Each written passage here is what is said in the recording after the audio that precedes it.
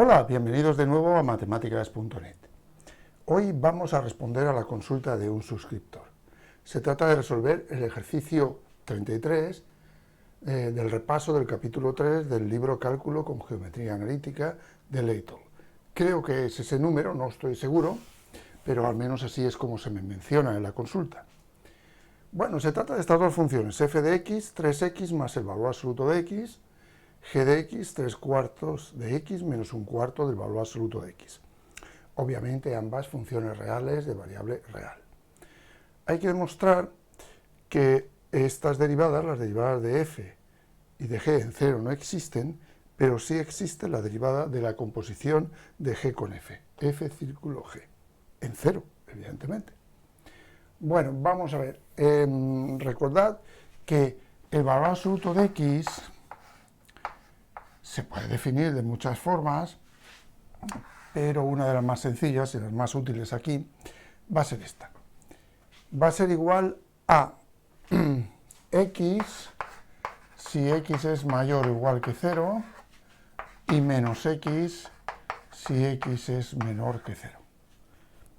De esa forma, estas funciones se pueden transformar en funciones definidas a trozos. Y eso quizás sea lo más sencillo. Así pues, f de x quedaría como 3x más x, en lugar de valor absoluto de x pongo x, si x es mayor o igual que 0. Y 3x menos x si x es negativo. Claro, en lugar de valor absoluto de x, pues pongo menos x. Bueno, aquí podemos operar, como podéis ver, fácilmente. Podemos operar y 3x más x pues sería simplemente 4x. Y 3x menos x, 2x. Análogamente, para g de x tendríamos 3/4 de x menos 1/4 de x si x es mayor o igual que 0.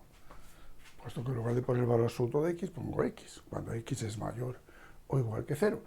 Y 3/4 de x más 1/4 de x si x es negativo.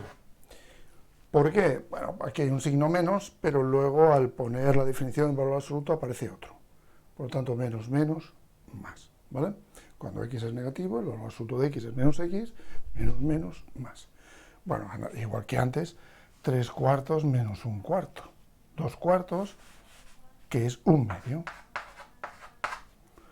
Y 3/4 más 1/4, 4/4, que es 1.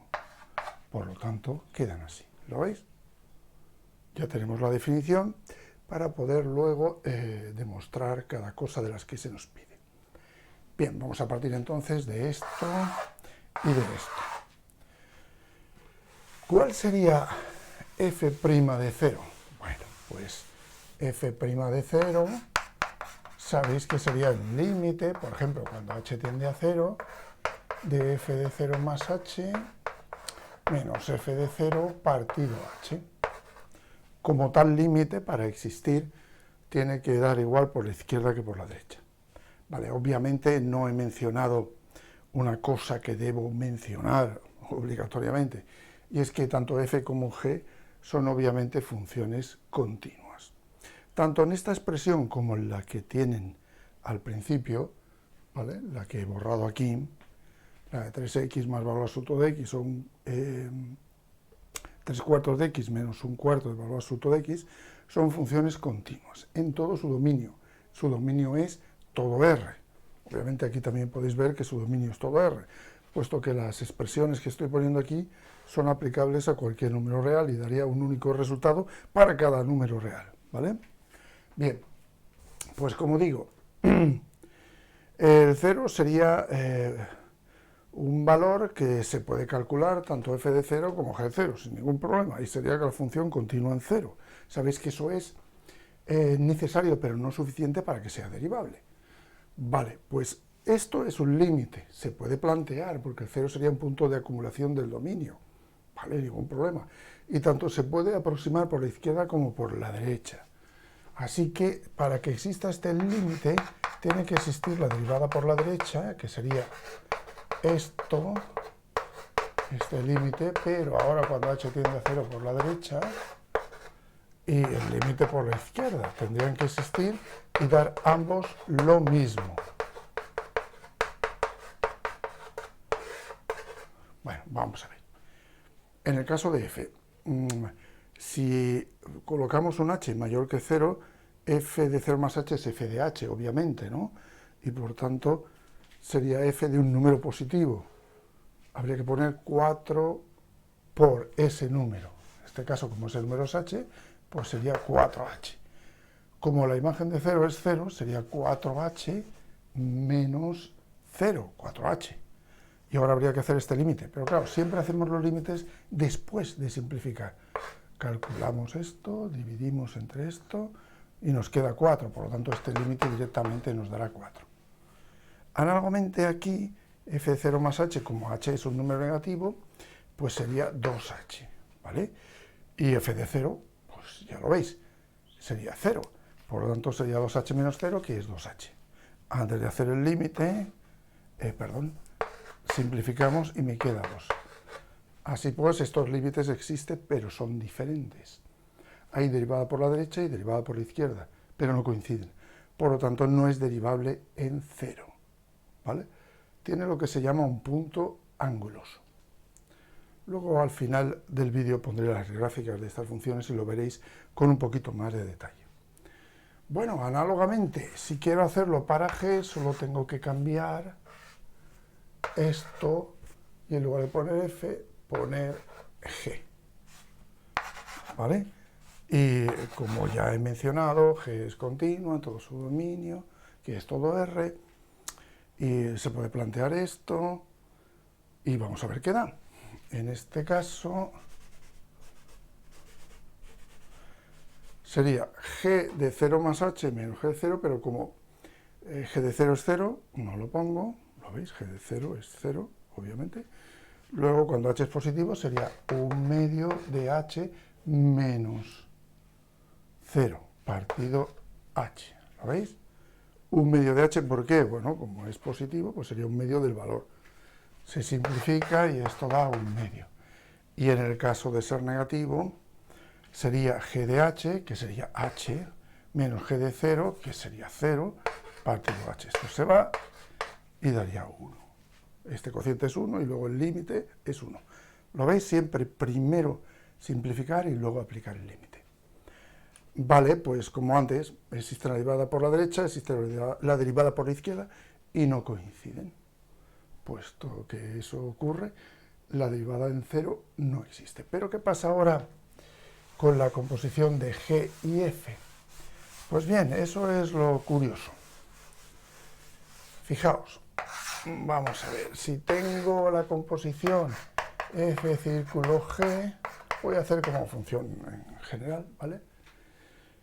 Pues primero actuará g y luego actuará f, ¿vale? Al revés de cómo está escrito. Como veis, pongo f círculo g y digo g compuesta con f. Eso es importante que os deis cuenta. Bueno, pues si actúa primero g, tenemos el 0, que da 0, y luego f de 0 da 0. Así que f círculo g de 0 es 0, ningún problema, ¿vale? Ahora, ¿qué pasa si x es positivo? Pues que ese valor aquí se transforma en 4x, se transforma en 1/2 de x, porque primero actúa g. ¿Lo veis? Se transforma en 1/2 de x, cuando x es positivo. Pero claro, obviamente 1/2 de x para todos estos también es positivo. Por lo tanto, cuando actúa ahora f, coge este valor y lo multiplica por 4, porque eso es lo que hace, 4 por algo si ese algo es positivo. Pues 4 por 1/2 de x, o sea, 2x. Fácil, ¿no? Ahora, si cojo un x negativo, eso lo transformará en justamente x. ¿Lo veis? Justamente en x. Si x es negativo, g de x es x. Claro, y ese x, si x es negativo, será negativo, o sea que quedará la parte negativa, y ahora cuando actúe f sobre ese x que es negativo, pues le dará igual a 2x. Claro, a cada valor se le pone el doble. ¿Qué ocurre?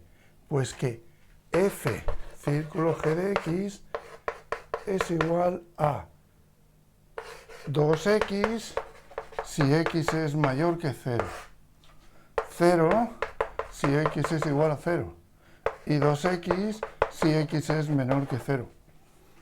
Obviamente todo esto lo podemos sintetizar diciendo que f círculo g de x es simplemente 2x, ¿vale?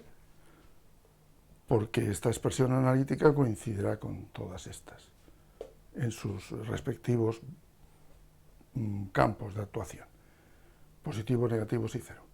Y claro, esto es una función polinómica muy sencilla. Obviamente, si la deriváis, la derivada de esto en cualquier valor será 2 y existirá particularmente en 0 y dará 2. ¿De acuerdo?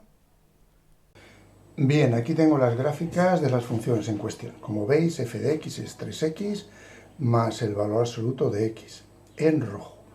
Y aquí aparece como una recta, aquí otra recta, pero tiene un punto anguloso. ¿Lo veis? En el 0, 0. Análogamente, en azul tenemos 3/4 de x menos 1/4 del valor absoluto de x, y su comportamiento es análogo. Son rectas dobladas, por así decirlo, entre comillas. Como veis, es una recta y otra, y tiene un punto anguloso en 0, 0. Aquí son continuas, evidentemente, su dominio es todo R, como ya he mencionado, pero no son derivables en el origen.